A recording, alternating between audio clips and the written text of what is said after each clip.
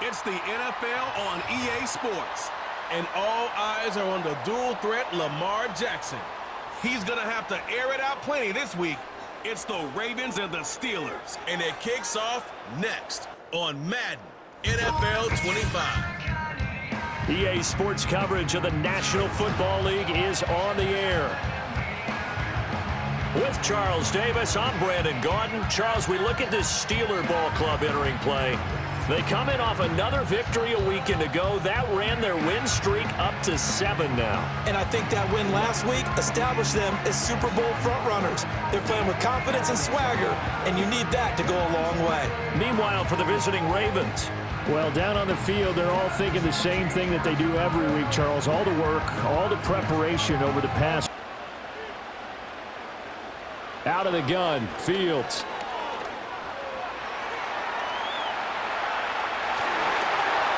And he's in. Touchdown, Steelers.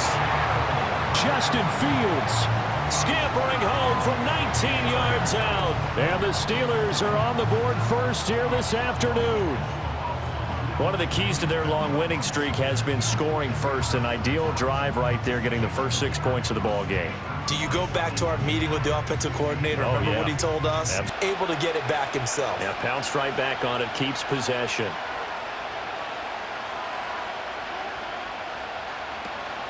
Up the middle, here's Mitchell. And he is into the end zone for a Baltimore touchdown.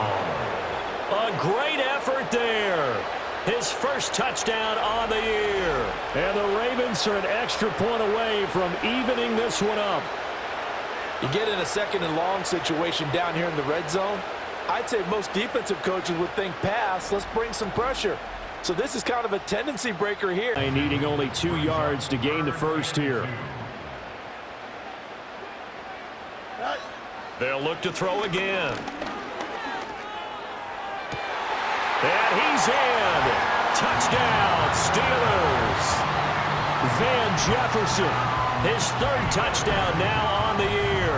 And the Steelers will take the lead here in the final minute of the first half. And that touchdown gives them a touchdown lead before they attempt the extra point. What a great way to end the half. Yeah, great job to put themselves in front, and now see on the sideline. Throwing is Jackson. And in for the Ravens touchdown. Mark Andrews from 6 yards away. And the Ravens take the interception on defense and convert it into 6 points.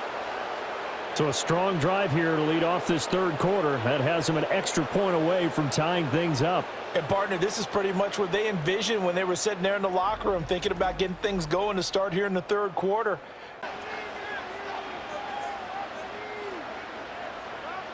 They snap it to Fields. Work in the middle of the field, and he's got a man complete. And he's going to take it in for a Steeler touchdown. A 22-yard touchdown grab. And the Steelers' decision to go for it pays off with 6 points. And on this play, he just made a great route. The quarterback had to deliver it, sure, but a great route run there. And, Brandon, this is what the best receivers do. They work on their route running because it's one thing when not much run after catch, but it worked really well. And he will take it in for a Ravens touchdown. Lamar Jackson. His second TD of the game and 18th of the year. And the Ravens are an extra point away from tying this game here in the fourth. Now, this defense, so many things to worry about in the red zone area, but you'd have to almost think down.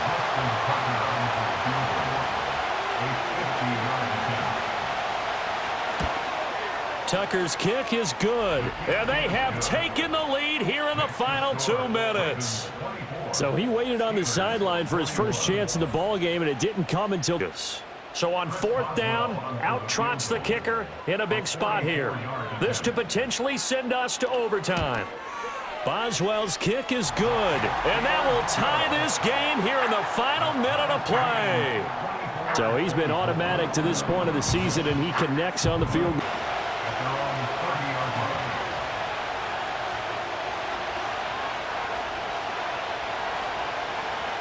Now Jackson. Now a final chance to... Jackson. Pass complete. It's likely. Jackson to throw. Pressure comes, and the Steelers take him down. So 4 quarters wasn't enough, and we are off to overtime. Don't change that dial.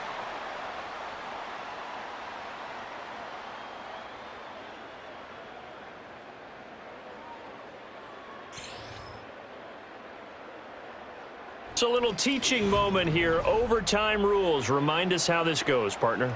Okay, so in the past, we had sudden death. First team to score wins, but no longer. They here trying to keep this opening drive of overtime alive. Now it's Fields. That escapes the sack. And that's going to be incomplete. The coverage too good there. The contact popped the ball free, and it's 4th down. A 45-yard attempt. Boswell's kick is good, and they have regained the lead. They're able to put 3 on the board here on the opening drive of OT, and now up to their defense to try and see. Just perspective on this one, partner, because now they know with a 3-point lead, they can afford to give that up because... And he fumbled it. It's on the ground, and it's picked up by the Steelers. And they have the football and will set up shop at the 33-yard line. And a costly mistake. Coaches talk so much about ball security, and in overtime, so paramount. Partner, do you ever wonder if maybe they talk about it too much? Too much, yeah. Doesn't seem like you can, but maybe by discussing it time and time again, and you know they overemphasized it here, it almost became self-fulfilling. And any points beat them here. Field goal or a touchdown now. A lot more was on the line in this one than just defending your home field, CD. They defend their home field against a division rival and get the victory, so this one feels a little extra special. It has to, right? There's always just a little more emphasis on games like this. Everyone talks about playing each game the exact same way, but you and I both know that is not true. Division rivals, you want to take care of business not just at home, but against a team that you really don't like very much, too. So for Pittsburgh, the great run they've been on continues as they move to 9-1 now. And they will hit the road next week for a date